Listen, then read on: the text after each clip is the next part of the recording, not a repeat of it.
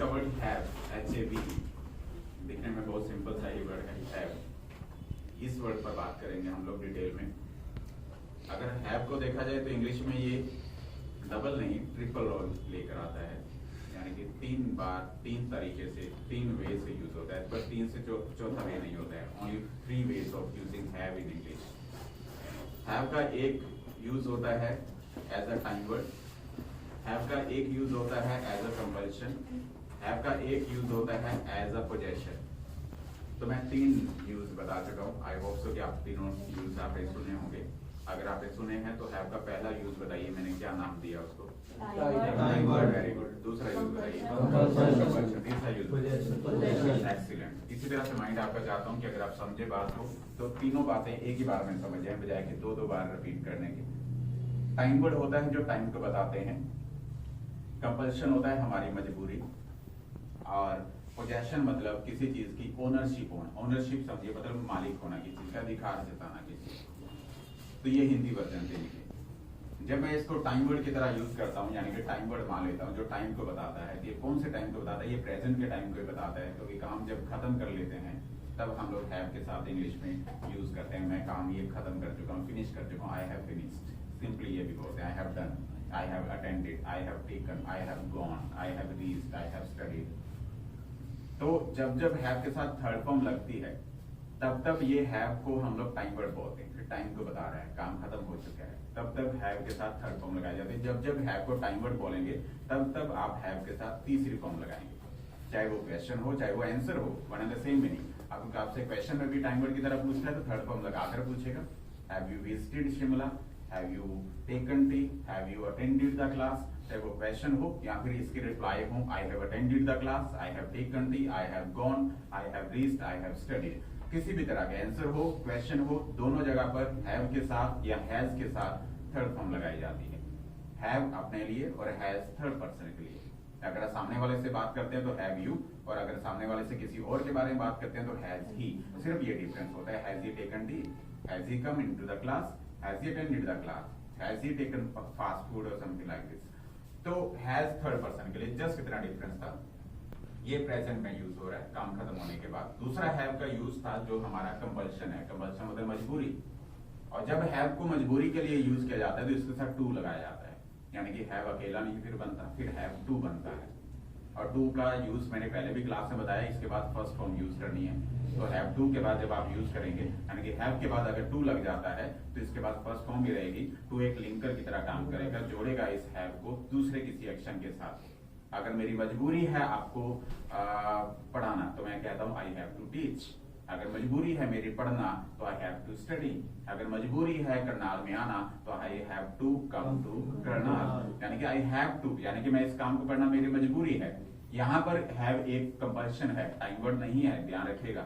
Time word यहाँ पर कुछ और है, लेकिन हैव यहाँ पर टाइम वर्ड नहीं है। यहाँ मजबूरी है जिसके साथ टू लग रहा है। I have to get up early in the morning, मुझे सुबह जल्दी उठना पड़ता है, इट मीन्स मेरी मजबूरी है। तो यहाँ पर कह रहा हूँ I have to get up early in the morning. एक बार आप लोग बोल कर देखिए, I have to get up early in the morning. मुझे क्लास में समय पर आना ही पड़ता है। इंग्लिश वर्जन आप लोग बना दो, आई हैव टू बोला एक बार, I have to come on time. मुझे स्टडी करनी ही पड़ती है, आई हैव टू स्टडी। हमारा बोलना एक बार, आई हैव टू स्टडी। मुझे वर्कआउट करना ही पड़ता है, I have to workout. Right. यानी कि कितनी भी मजबूरी जब बात होती है तो हैव टू, उसके बाद फर्स्ट फॉर्म आती है इंग्लिश में। ये छोटा सा लॉजिक जरूर ध्यान रखना है। ये हैव का दूसरा रोल था। अब हैव का तीसरा रोल सुनिए, जिसका मतलब होता है पोजेशन। पोजेशन मतलब किसी चीज की ओनरशिप होना।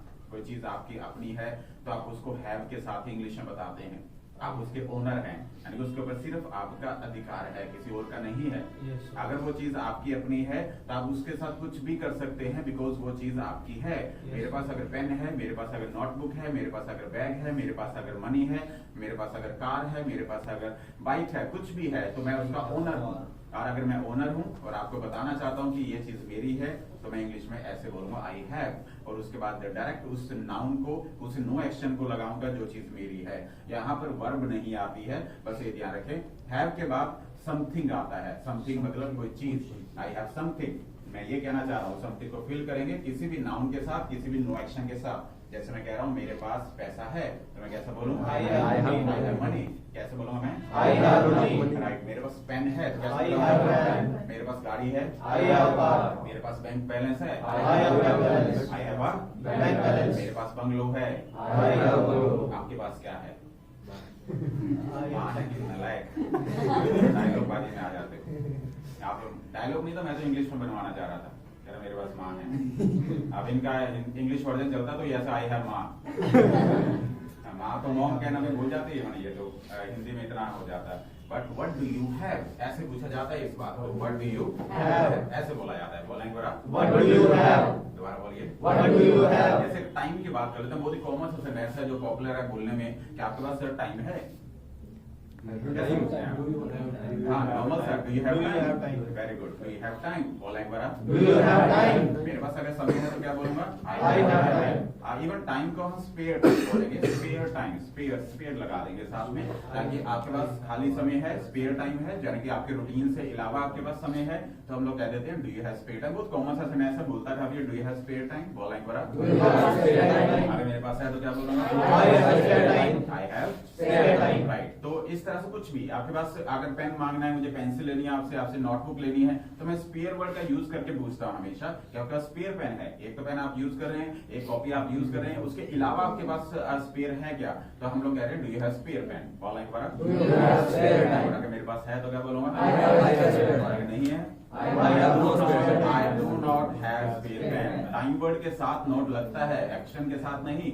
यहाँ पर हैव एक एक्शन की तरह है, टाइम वर्ड यहाँ पर डू से क्वेश्चन, जिससे क्वेश्चन पूछे उसके साथ नोट लगाएं। बहुत सिंपल सा स्ट्रेटजी होता है। सामने वाले ने अगर डू से क्वेश्चन पूछा तो नोट डू के साथ लगेगा, डज से पूछा तो डज के साथ लगेगा, डिड से पूछा तो डिड के साथ लगेगा, हैव से पूछा तो हैव के साथ लगेगा। यानी कि सामने वाले ने जिससे क्वेश्चन पूछा, ये सामने वाले के हेडेक है। मैंने आपसे पूछा do you have a pen, अगर मैं डू से बात करी तो आप डू के साथ नोट लगाएंगे, किसी और के साथ नहीं लगाएंगे। आई हैव नॉट नहीं बोलेंगे, आई डू नॉट हैव बोलेंगे। यानी कि डू से क्वेश्चन, डज से पूछूंगा does he have a pen, क्या उसके पास पेन है, तो आंसर आएगा he has a pen.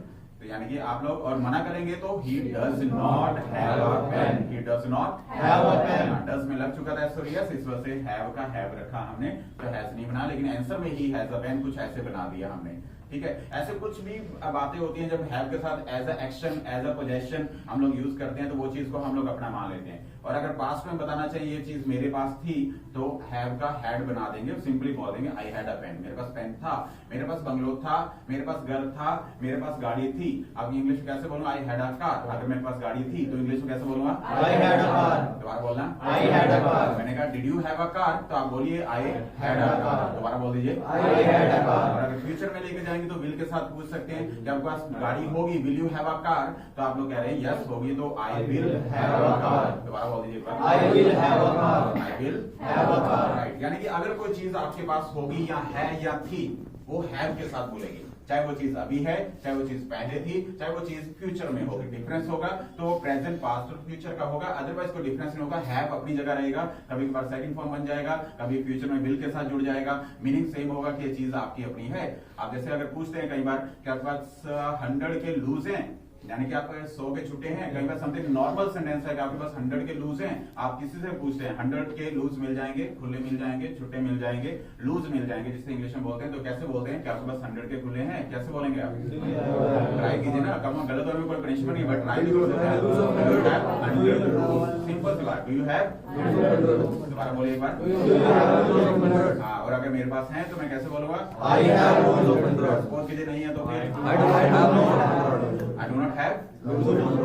I do not have 200 lose, यानी कि मेरे पास नहीं है, समथिंग लाइक दिस। कुछ दिनों पहले मैंने बताया था जब रुपीस की बात होती है तो रुपीस को हम लोग बक्स बोल देते हैं, जब 5 रुपए की बात होती है तो हम लोग फाइवर बोल देते हैं, और 10 रुपए की बात होती है टेनर बोल देते हैं।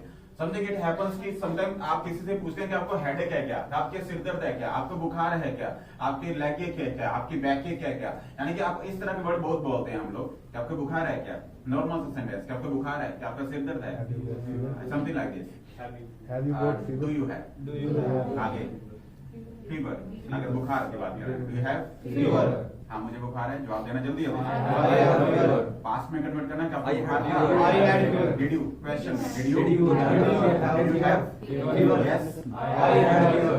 I had fever। Future I will have अरे क्वेश्चन Will you have हाँ Will you have fever? हाँ Will you have fever? आप फ्यूचर पूछ रहे हैं कि आपको बुखार होगा? होश में नहीं है क्या आपका? बस सर आज आपका एक्सीडेंट होगा क्या? अबे मुझे क्या पता है, फ्यूचर का भी टैग करके बताऊं क्या मैं आपको? हाँ मंडे को तो जरूर होगा, ट्यूसडे को जरूर होगा। फ्यूचर में कैसे कुछ सेंस नाम की भी चीज होती है, हमेशा ट्रांसलेशन पे जुड़े थोड़ी रहते हैं हम लोग। हमेशा ट्रांसलेशन बनाए तो ठीक है, मतलब होगा, आप कहेंगे सर बनाओ ना तो बनवा देंगे, लेकिन सेंस भी नाम की भी कोई चीज होती है ना, सेंस भी तो निकलनी चाहिए ना। It's not like a school life class कि हम लोग कुछ भी बना दें, सेंटेंस बना दें, एक सीखा तो 100 सेंटेंस बना दें, ऐसा नहीं। 100 बनाएं लेकिन मतलब के बनाएं, जिसका मीनिंग भी निकले, कुछ सेंस भी निकले। आने वाले टाइम में डिसीज का किसी को नहीं पता है, इस वजह से बीमारी को आने वाले टाइम में हम लोग कभी भी इंडिकेट नहीं करेंगे। हम लोग बाकी सभी बातों को पूछ सकते हैं, जैसे पैसे की बात हो रही है, बंगलों की बात हो रही है, पेन की बात हो रही है, या किसी भी चीज की बात हो रही है, वो सभी फ्यूचर में चल जाता है। हमें पता होता है कि हम लोग काम करेंगे और ये होगा ये होगा ये होगा, लेकिन डिसीज कोई भी हो वो हमें नहीं पता। हमें नहीं पता हेडेक होगा, हमें नहीं पता बैकअप होगा, लेगेक होगा, या फिर कोई और स्प्रेन होगा या क्रैम्प होगा, ये कुछ भी नहीं पता है। स्प्रेन समझते ना, मोच आ जाना, दैट इज कॉल्ड स्प्रेन। और क्रैम्प बोलते हैं, क्रैम्प अकड़ना, आ जाना, गर्दन अकड़ जाना, दिस इज कॉल्ड क्रैम्प। ये सभी डिसीजेज हैं। तो आने वाले टाइम में इस डिसीज का नहीं पता है, अभी पता है क्या है, पास्ट में पता था क्या था, लेकिन आने वाले टाइम में about disease we are not sure about that. So this is all about have. Have को सिर्फ 3 रोल में देखेंगे, इंग्लिश में इसका चौथा रोल कभी नहीं देखेंगे। लास्ट टाइम में सम अप कर रहा हूं, पहला रोल क्या था हैव का, जल्दी से टाइमर। और टाइमर के साथ कौन सी फॉर्म आती है? Third form. दूसरा रोल क्या था हैव का? कंपल्शन। और इस हैव के साथ क्या आता था? Have to। टू आता था, तब कंपल्शन हो जाता। टू के बाद कौन सी फॉर्म आती थी? First form। राइट। तीसरा रोल था हैव का पोजेशन, यानी कि रखना की चीज को, हैव एक्शन है यहाँ पर। इस हैव के बाद डायरेक्ट क्या आना चाहिए? समथिंग। यानी कि कोई चीज आनी चाहिए, नो एक्शन आना चाहिए, नो एक्शन नाउन आना चाहिए। हाँ जी, यानी कि हैव समथिंग। हैव के बाद ए भी लगा सकते हैं, आर्टिकल भी लगा सकते हैं, नहीं भी लगा सकते, दोनों अच्छा है। जैसे आई हैव अ पेन या I have pen, doesn't matter. Have a भी लगा सकते हैं, हैव ए, और उसके बाद लेकिन आएगा समथिंग ही, नाउन ही आएगा, नाउन के अलावा और कुछ नहीं आएगा, नो एक्शन के अलावा और कुछ नहीं आएगा। हैव ए लगाएं या ना लगाएं वो आपकी इच्छा है। अगर लगेगा फिर भी आपका समथिंग होगा, नहीं लगेगा फिर भी समथिंग होगा। I have something, I had something, I will have something. This is all about have role in English. इसके अलावा हैव का कोई भी चौथा रोल नहीं होता है, तो डोंट गेट कंफ्यूज। लेकिन तीनों रोल को बहुत फैमिलियर होकर सीखिए और कीजिए इन चीजों को। और now write down something on your notebook, जो मैं लिखवा रहा हूँ आपको।